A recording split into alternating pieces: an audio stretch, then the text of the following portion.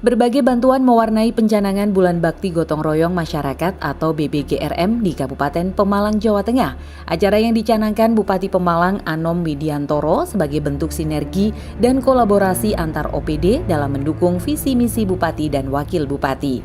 Bantuan yang disalurkan meliputi 16 unit mobil ambulan desa dari BPKAD, 5 unit combine harvester, dan 8 unit traktor roda 4 dari Dinas Pertanian untuk kelompok tani, 5 unit mobil operasional untuk pondok pesantren dari bagian Kesra, serta 1 unit mobil pemadam kebakaran untuk wilayah Belik dari Satpol PP. Untuk nelayan dan nelayan terdampak rob, Dinas Perikanan menyalurkan 200 buah life jacket, 20 paket toolkit dan waring keramba. Sementara Kementerian Sosial melalui Sentra Terpadu Kartini Lansia Temanggung menyalurkan walker, kursi roda multifungsi, kursi roda standar, sembako dan alat bantu dengar bagi lansia. Tak hanya itu, BPBD Pemalang memberikan bantuan stimulan bahan bangunan dan konstruksi untuk 9 warga terdampak bencana di Desa Semingkir, Majakerta, Mendelem, dan Kuala Sangsa. Bantuan berupa semen, pasir, besi, split, hebel, genteng, dan kayu. Bupati Pemalang Anom Widiantoro menyatakan harapannya agar semangat gotong royong tak hanya berlangsung dalam 1 bulan, namun menjadi gerakan yang berkelanjutan.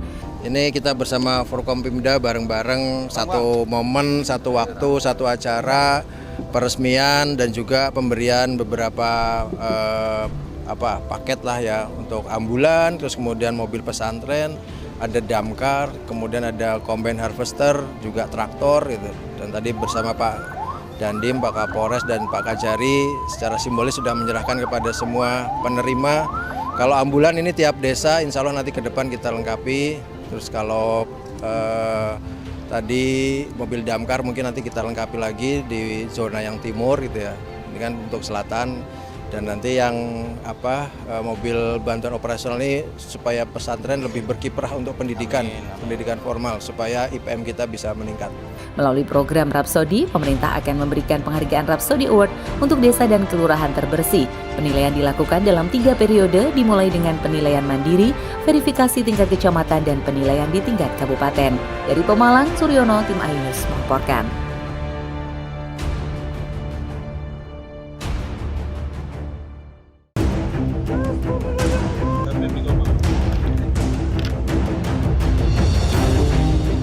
Ustadz Jaka Prayitna ditemukan warga dalam kondisi meninggal dunia tergantung di sebuah tebing di Desa Pucung, Gunung Kidul, Yogyakarta.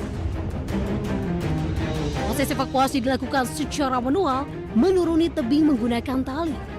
Karena beratnya medan, proses itu berlangsung dramatis selama 2 jam.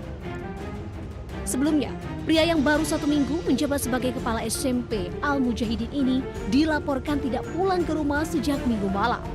Warga kemudian menemukan sepeda motor korban terparkir di kawasan Pantai Ngungang. Jenazah korban ditemukan pada pagi harinya dengan kondisi penelukan. Evakuasi kami lakukan tim darat untuk melakukan rafting di tebing Ngungap yang sedalam sekitar 70 meteran.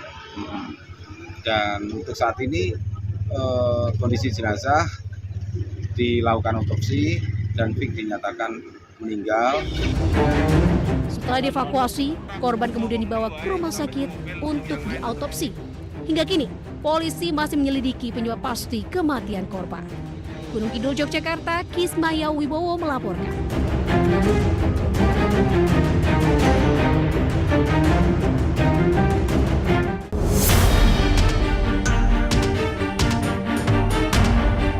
Satuan Reserse Polresta Cilacap dan Polsek Roya Cilacap, Jawa Tengah menangkap seorang pria parubaya berinisial EP setelah diduga menipu dengan modus penggandaan uang. Polisi juga mengamankan uang palsu sebanyak 3 miliar rupiah yang disimpan di koper. Dalam aksinya, pelaku memperdaya korban dengan iming-iming menggandakan uang dengan syarat korban menyerahkan sejumlah uang. Aksi penipuan EP terbongkar ketika seorang warga Palembang menyerahkan uang asli sebesar 180 juta rupiah, namun uang hasil penggandaan sebesar 280 juta rupiah ternyata palsu. Kepada polisi, pelaku mengaku mendapatkan uang palsu dari Yogyakarta. Kemudian tidak lama setelah menyerahkan, yang bersangkutan bergegas pergi. Ya, begitu melihat ada kejanggalan dari hal tersebut, istrinya kemudian bersama korban memeriksa uang tersebut begitu dibuka 4 lembar tumpukan atas pertama itu uang asli. Nah, kemudian di bawahnya ternyata uang palsu.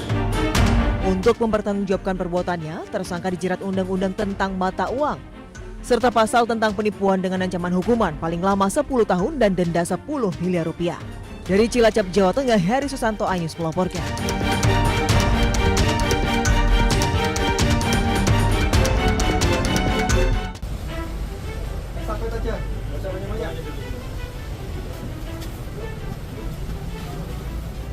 Meski dari luar tampak seperti warung kopi pada umumnya, ternyata warung kopi yang terletak di tepi Jalan Raya Porong Sidoarjo adalah pusat peredaran minuman keras beralkohol di wilayah Sidoarjo Selatan.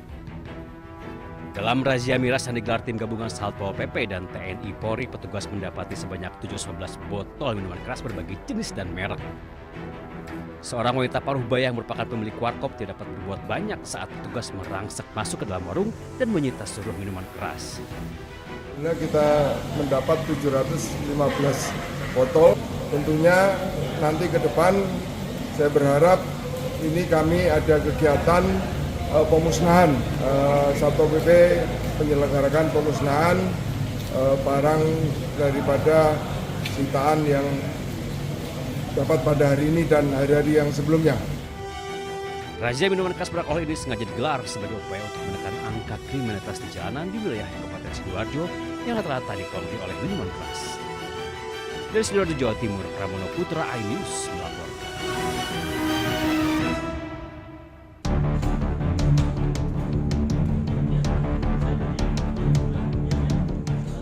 Sepasang kekasih ditangkap polisi di sebuah hotel di kawasan Juanda Sedati, Sidoarjo, Jawa Timur. Mereka diduga mempekerjakan gadis 15 tahun tetangganya sebagai PSK. Motifnya, pelaku menawarkan ke pria hidung belang melalui layanan aplikasi online. Korban diperdaya dengan iming-iming gaji 4 juta rupiah. Aksi kejahatan kedua pelaku ini terungkap setelah polisi melakukan patroli cyber di kawasan Juanda Sedati, Sidoarjo. Awalnya korban tidak mau, tapi diiming-imingi lah, nanti kamu tak kasih duit 4 juta.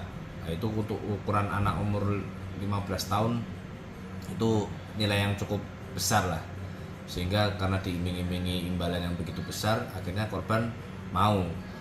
Dan pada saat itu juga akhirnya korban ini ditawarkan melalui media sosial. Untuk kepentingan pemeriksaan lebih lanjut, saat ini kedua pelaku diamankan di sel tahanan Polresta Sidoarjo. Kedua pelaku terancam hukuman penjara di atas 5 tahun karena mengeksploitasi anak dan melakukan tindak pidana seksual pada korban. Dari Sidoarjo, Jawa Timur, Pramono Putra, iNews melaporkan.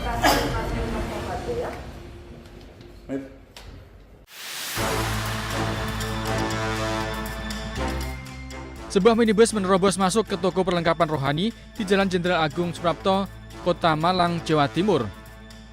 Pengemudi mobil yang ternyata lansia kemudian keluar dalam kondisi trauma.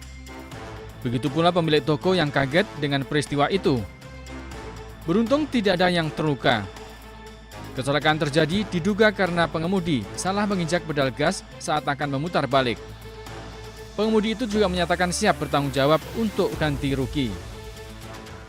Dari yang bersangkutan tidak mampu mengendalikan kendaraan sehingga proses yang kemarin terjadi seperti itu. Mungkin beliaunya kurang fokus, kurang konsentrasi. Ketika putar balik itu mau injak rem, peluru gas. Jadi injak rem, peluru gas, kemudian memang kondisi usia yang lanjut. Kasus kecelakaan ini pun sudah dimediasi oleh Unit Penegakan Hukum Polresta Malang Kota. Para pihak sudah bersepakat berdamai dan menyelesaikan kasus kecelakaan ini dengan cara kekeluargaan. Dari Malang, Jawa Timur, Denny Irwansyah, iNews melaporkan.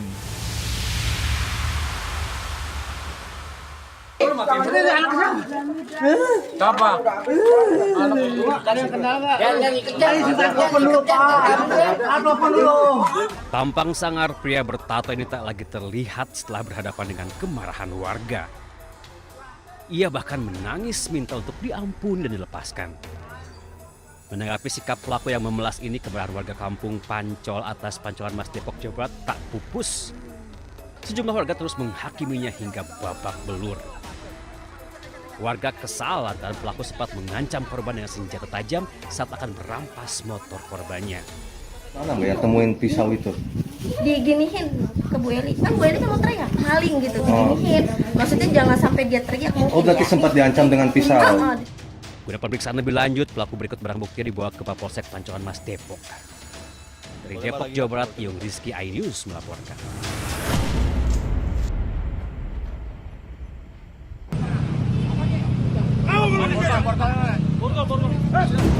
Aparat Polresta Bogor Kota meringkus pengendara mobil bernama Dede Faisal di Jalan Soleh Iskandar, Kota Bogor, Jawa Barat. Pria ini sebelumnya mengacungkan senjata yang diduga airsoft gun kepada pengendara sepeda motor. Dari hasil pemeriksaan polisi terungkap aksi koboi jalanan itu terjadi hanya karena pelaku tak terima jalannya dihalangi pengendara sepeda motor. Selain menangkap pelaku, polisi juga menyita sebuah senjata airsoft gun dan mobil sedan yang digunakan sebagai barang bukti. Dia pengendara, salah satu pengendara roda 4 yang ugal-ugalan. Setelah dilihat oleh tim patroli, ternyata posisi dari driver ini mengacungkan seperti senjata api. Akibat perbuatannya, pelaku kini dijerat pasal berlapis, undang-undang darurat, dan pasal tentang pengancaman dengan hukuman di atas 5 tahun penjara. Dari Bogor, Jawa Barat, Andi Firmansyah, iNews melaporkan.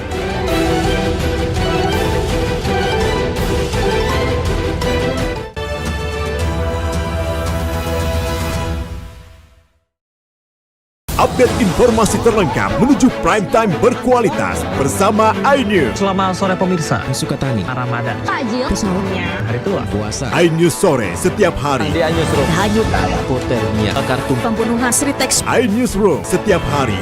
iNews Prime 1 Ramadan, penumpang bersenja. dugaan pengoplosan, iNews Prime Senin sampai Jumat. iNews malam 6 profesi, Jawa Tengah, Gonggongan. iNews malam setiap hari hanya di iNews. Kami menghadirkan beragam informasi menarik dan terkini terkait kebijakan hingga kegiatan para pemimpin bangsa dari Presiden, Wakil Presiden hingga Kabinet Merah Putih. Pemimpin Rakyat, Senin hingga Jumat, pukul 12:30 siang. Update informasi terlengkap menuju prime time berkualitas bersama iNews.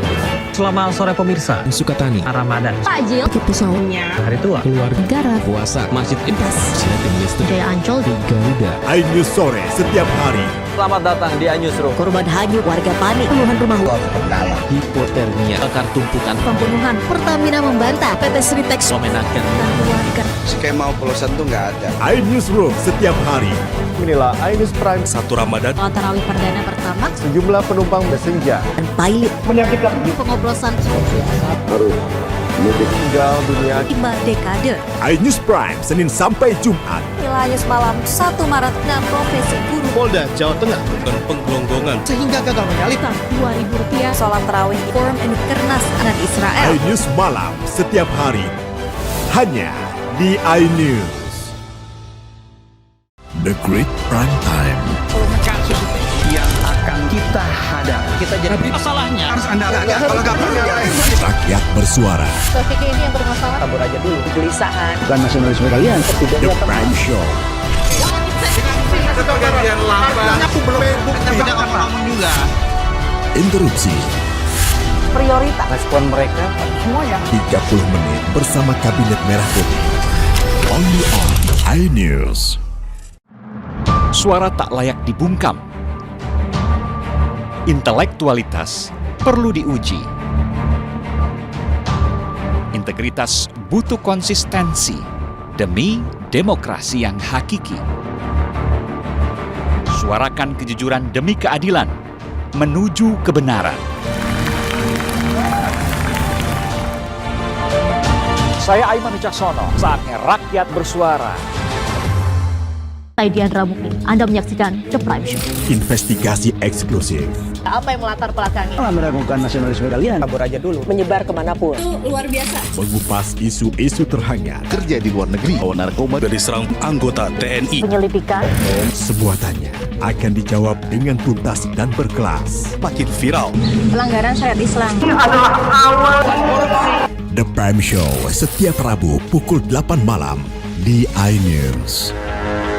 The Great Prime Time. Apakah lurus benarkah lapak perkara yang akan kita hadapi? Jadinya kita jadi. Tapi saya mengatakan. Tapi masalahnya endorsement harus saya nggak kalau nggak percaya.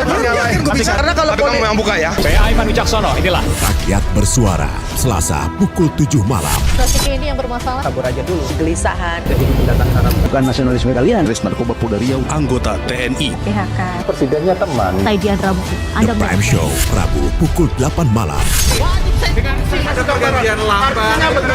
Saya tidak percaya. Dari presiden di sana itu belum bukti. Saya membaca tidak ngomong juga. Saya Anisha Dasud. Dan saya Aryo Ardi. Interupsi Kamis pukul 8 malam. Yang menjadi prioritas. Respon mereka para Apa aja? Semuanya sudah nggak boleh. Nggak boleh. Itu supaya tidak pandang bulu. 30 menit bersama Kabinet Merah Putih setiap Jumat. Only on iNews. Inilah banyak sekali peristiwa besar yang terjadi dan menjadi sorotan. ya kita di sini kita interupsi. Wajib saya dengan ada pergantian lambat. Saya tidak percaya. Dari presiden di sana itu belum bukti. Tidak. Itu hal yang wajar. Siapakah raja kecil dimaksud? Tidak ngomong juga. Konsumen korban lagi, nggak dapat barang sekarang kita. Nah, ini pengawasannya juga lemah. Ya Prosesnya belum selesai. Kan Anda mengoreksi Dia lihat ke tempat lain. jangan dipotong, Bang. Interupsi hanya di iNews.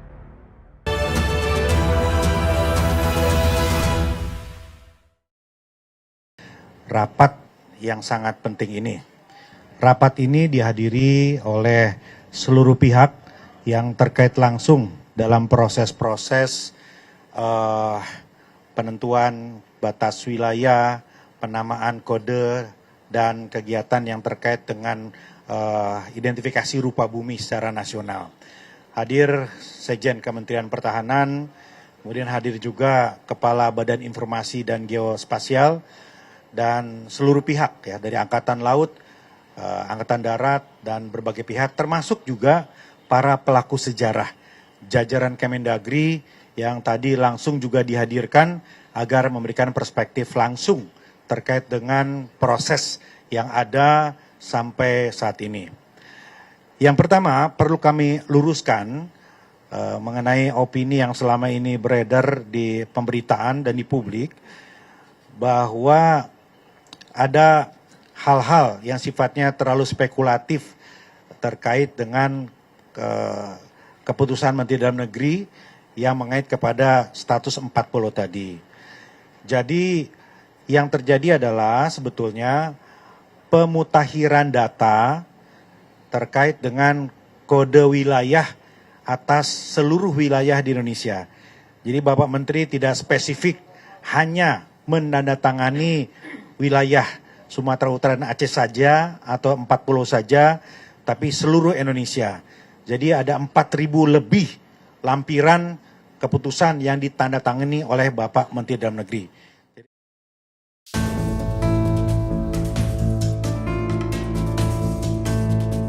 Inilah rumah contoh rumah bersubsidi yang tengah dirancang pemerintah. Rumah bersubsidi ini hadir dengan 2 tipe.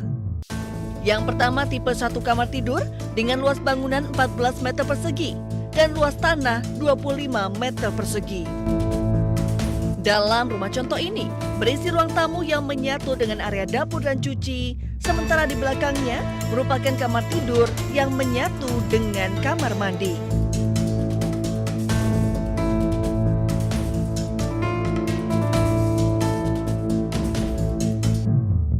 Sementara tipe kedua dengan 2 kamar tidur dengan luas bangunan 23,4 meter persegi dan luas tanah 26,3 meter persegi. Tipe kedua ini berisi ruang tamu dan juga kamar tidur dan kamar mandi, sementara 1 kamar tidur lain berada di bagian mezanin. Rumah bersubsidi yang dipamerkan di salah satu pusat perbelanjaan di kawasan Semanggi ini pun menuai sejumlah tanggapan dari para pengunjung. Apa ya, kayak sempit ya. Tuh, ini kita 2 aja sudah bisa apa ya? Enggak maunya dikit lagi lah. Atau 1 meteran kan. Kecil lagi. Kayak rumah kos ya nggak apa-apa lah yang namanya 100 juta. Tanggapan saya mungkin ini lebih untuk ke orang-orang introvert ya. Karena nggak bisa terima tetangga nih.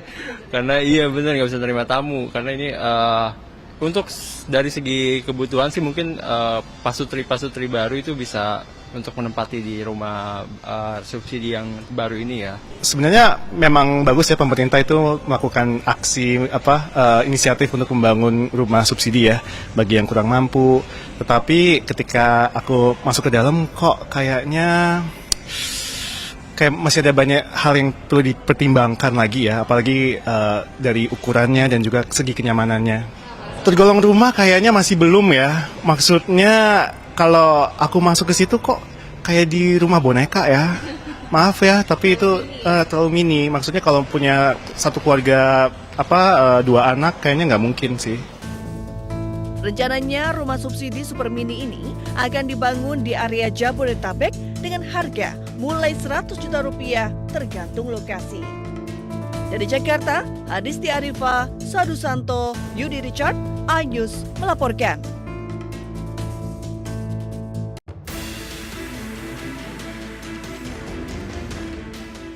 Dua balon udara yang melakukan penerbangan wisata dari Lembah Ilara mendarat keras di 2 lokasi berbeda pada hari Minggu waktu setempat.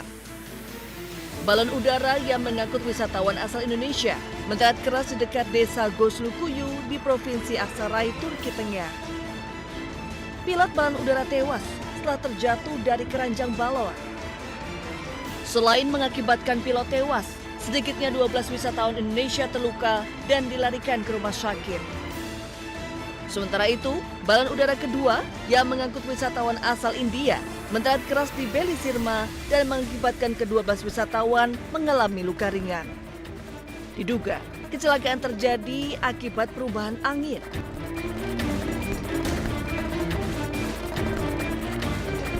Agak nyasar. Kita nggak boleh kemana-mana, kita nggak boleh keluar dari hotel. Jangan gede. Kita ikutin sama mereka. Mana? Kirinya ya. Di luar ya? Artis Zaskia Meka saat ini berada di Kairo, Mesir dan mendapatkan pantauan khusus dari polisi setempat. Melalui akun sosial media pribadinya, Zaskia membagikan dirinya diikuti dan bahkan diminta tidak meninggalkan hotel. Intelnya nungguin kita sampai ketiduran. Zaskia bersama sejumlah artis lainnya bergabung dengan total 10 warga negara Indonesia lain akan mengikuti kegiatan Long March. Namun dari hari pertama mereka tiba di Kairo, terdapat perlakuan yang cukup menegangkan diterima rombongan dari polisi setempat. 1 orang sempat dikerumuni 10 polisi untuk diminta keterangan. Ketiga kalinya dan saya lagi. Untuk itulah lo kita bawa tuh langsung dikasih kopi tuh langsung. Thank you brother. Gemeteran nggak? Parah, ini masih keringetan gua. Kan kena Emi. Jadi lo diwawancara berapa polisi? Tadi rame banget, sekitar 10-an lebih, dan yang terakhir dia ada kayak komandannya gitu. Paling sama bawa dahara. Zaskia Meka merupakan salah satu artis yang tergabung dalam 10 orang Indonesia terbang ke Kairo, Mesir. Mereka berangkat pada Kamis 12 Juni 2025 lalu untuk bergabung dalam konvoi Global March to Gaza, kontingen negara tetangga secara resmi. Rencananya, jika berhasil, mereka akan melanjutkan langkah bersama ribuan peserta lain menuju gerbang Rafah. 10 orang ini mewakili suara rakyat Indonesia dalam solidaritas kemanusiaan Palestina.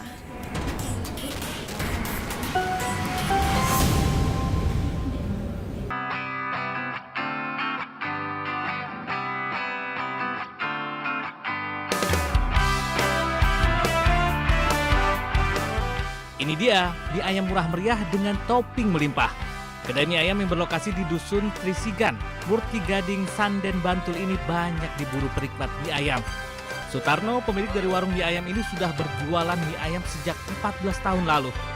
Sutarno pun sengaja membuat menu mie ayam luber, yakni mie ayam dengan ukuran dan topping melimpah. Potongan daging yang dibuat luber membuat mangkuk mie ayam dialasi piring. Tampilan mie ayam yang menggugah selera ini pun viral di media sosial membuat warga berbondong-bondong ingin mencicipi rasanya. Setiap hari sedikitnya 700 porsi mie ayam terjual yang menghabiskan 70 kg mie dan 25 kg daging ayam. Di hari libur atau akhir pekan, penjualan mie bahkan mencapai 900 porsi. Banyak yang suka itu. Alhamdulillah kalau anak-anak sekolah pasti yang luber. Berapa harganya? 8.000. Ya untung lah, dikit-dikit tapi kan habisnya banyak. Hasilnya enak, mie-nya kenyal, porsinya melimpah. Kencang ya. Iya. Dengan harga segitu kira-kira menurut Mbak murah nggak sih? Murah. Apa harga segitu habis dapatnya? Murah sekali, terjangkau, sangat terjangkau untuk masyarakat. Enak sih, banyak banget, sampai luber-luber.